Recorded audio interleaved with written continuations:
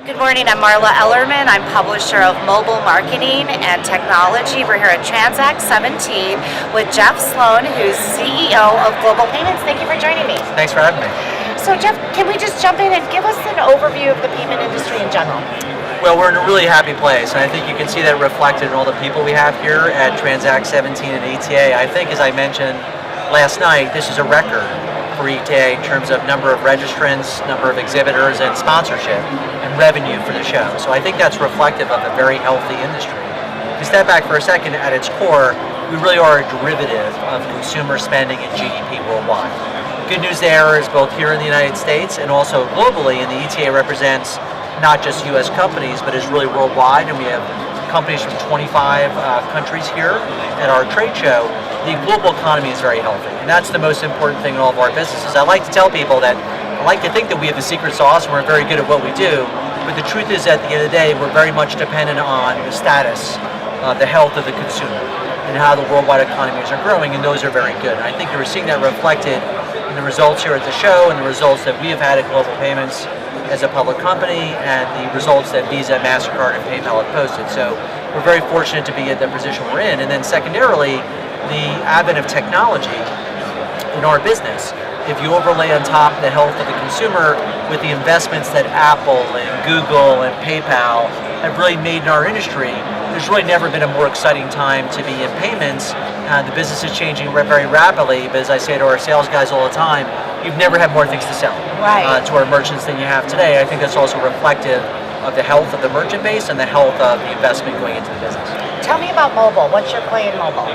So we're very excited about what we call our omni-channel and e-com capabilities, and what that really means is ordering something on the phone, paying for it with like your thumb through the pays, Apple Pay, Samsung Pay, Android Pay, and then picking it up at a physical store. So most recently we rolled out with our partners at Whataburger, which as the name implies is a quick service restaurant hamburger chain, particularly in Arizona, where I know you're from, because I've been to the ones. In Tempe, I think was the one in Tempe. So I actually did use it there. You can use your phone, go online, see the menu at Whataburger. You can go to the App Store and get this today at Apple. Download the application, look at the menu online on your phone, pick the chicken sandwich that you want to get, pay for it with your thumb, and then go pick it up at the local Whataburger. Very similar to what you can do at Starbucks with the coffee that you want to drink right here at the trade show in Las Vegas. What I love about that is it's everything that a consumer wants. It's convenience, because you can sit at your desk while you're at work or be at a trade show and order it. You can pick it up whenever you like, and you can pay for it with Apple Pay using your thumbprint.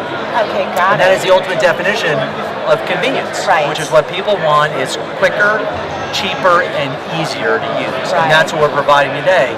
The other thing I like about it is it's what we call modular, meaning we can walk into a quick service restaurant with thousands of stores anywhere in the world and say, listen, we don't need all your business. You can use someone else, for example, at the physical point of sale for payments, but we can sell you our phone-based applications as we've done at Whataburger, so you can do the mobile ordering ahead if that's all you want to choose from us. So you don't have to redo all your IT infrastructure.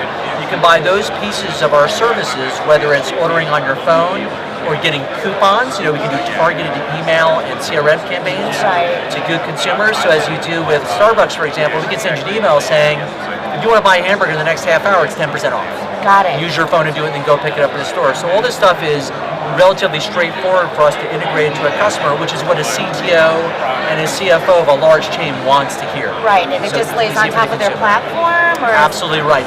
It's based off of APIs, and they can plug those into their platforms. Very different than a complicated installation where they have to go into IT and really redo the innards of their software environment. So it's very simple and it sells very well. Yeah, how nice. So tell me about the Heartland acquisition.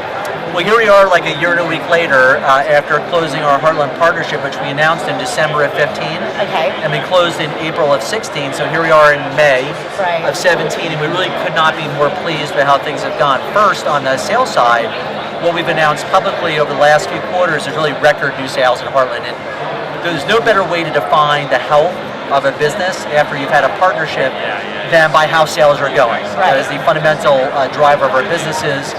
And what we've said is we really couldn't be more pleased, set record sales goals that will translate to revenue over the next year or so. So that's the most important thing. Secondarily, I would say that we picked up a bunch of vertical markets businesses that we were not in at Global Payments at the time of the partnership. So for example, Heartland's in 34,000 K through 12 school districts. So my children go to school in Atlanta, and we get emails all the time saying, please load your card online so they can use it to buy lunch through My School Bucks is the name of it and everything else. So those businesses are growing at very nice rates of growth. We have very high merchant retention in those businesses. You can imagine school districts are pretty sticky. Right. We also have a very good university business where Heartland through TouchNet and Campus Solutions is in about a third of large universities in the United States. We've been able to bring that university business in the short 1 year since we've been partners outside the United States to Canada and Puerto Rico and other markets around the world and actually cross-sell other universities with Heartland services. Well, that's super That's cool. a big part of the attraction of the deal in its own right. So revenue growth has been very healthy. Retention of our customers and our employees has been very high. And we've been able to expand our businesses and services into new markets that Heartland was not in at the time of the partnership. So we really couldn't be more pleased with how we're doing. I think you're seeing that reflected in our financial and operating results, but I can also tell you it's reflected by our sales pipelines.